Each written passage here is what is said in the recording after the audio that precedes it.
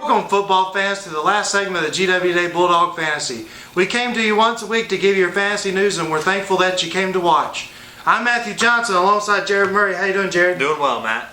All right, Jared. To start this final week off, who do you think is going to be a good quarterback for Week 14? Well, I like Ryan Fitzpatrick this week. Old Fitzy had himself a ball game last week against Tennessee Titans, thrown for 5 touchdowns. And as the Texans look to keep pace behind the Indianapolis Colts, looking for a division title or possibly even a wild card playoff spot, they're going to have another big win over this week against a divisional rival in the Jacksonville Jaguars. Jaguars secondary struggled all season long, so look for Fitzpatrick to have another big game this week. Who's going to be top running backs that are going to break the line for our viewers? I like Trey Mason this week. You know, Mason's kind of taking the reins there in the backfield for St. Louis. They've kind of got on a rhythm, got on a roll, won some ball games. A big thrashing of the Oakland Raiders last week to shut out 52-0. And the Indianapolis Colts ran the ball well against the Redskins last week, so look for the Rams to be able to do the same this week. So that means Mason is prompt to have a big game. Who's going to catch good passes this week and be a top wide receiver for the viewers? Odell Beckham Jr. You know, I mentioned Fitzpatrick had a big game through the air for Houston last week against Tennessee. Well, this week Tennessee plays the New York Giants. And I know Eli Manning's been up and down, but when he's on his game, it's because he's hitting Odell Beckham Jr. You know, Beckham Jr. a couple weeks ago, they catch it, the best catch ever they're talking about. For the Giants to be able to win this game, Beckham Jr. is going to have a big week, and I expect them to do that this week. Who's going to clock in a bunch of points and be a top defense for the viewers? St. Louis Rams. You know, I mentioned that 52-0 shutout win over the Oakland Raiders. They've been playing better and better each and every week. I like their matchup this week against Washington. I look for the Rams defense to stay stout. Who's going to be a top sleeper for the viewers out there this week? Sleeper this week, I think, is going to be whoever's the starting quarterback in Cleveland this week. You know, Manziel got his first go-around this week. First drive led the Browns 80 yards, like a 20-yard rushing touchdown for Johnny Football. And then he kind of struggled. They couldn't mount that comeback against the Bills, so I don't know who's going to be the starter. You know, there's a lot of speculation that Johnny Football is going to take over. But honestly, I think Cleveland's going to go with Brian Hoyer against the Indianapolis Colts this week. And Vontae Davis for the Indianapolis Colts went out of the game Sunday with concussion. If he's out, that's bad for the Indianapolis secondary. So look for whoever to start, whether it be Johnny Football or Hoyer for Cleveland, have a big game against that Indianapolis defense.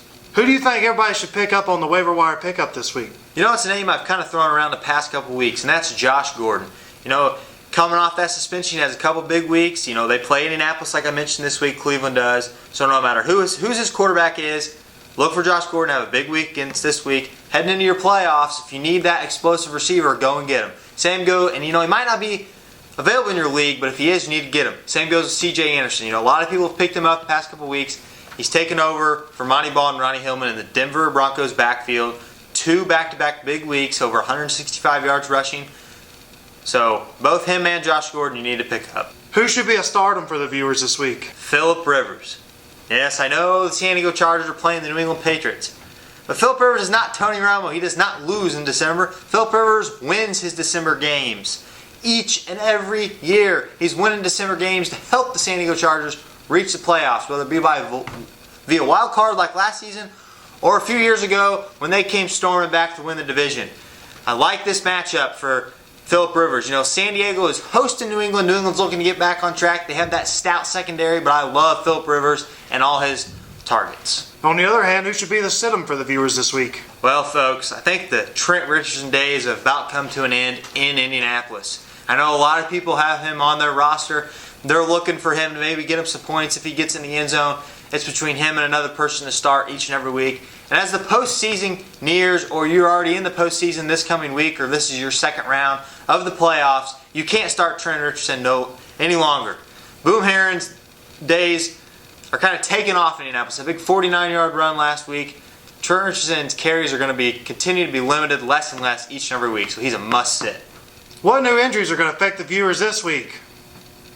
Give me 1 second, I'll be right back after that.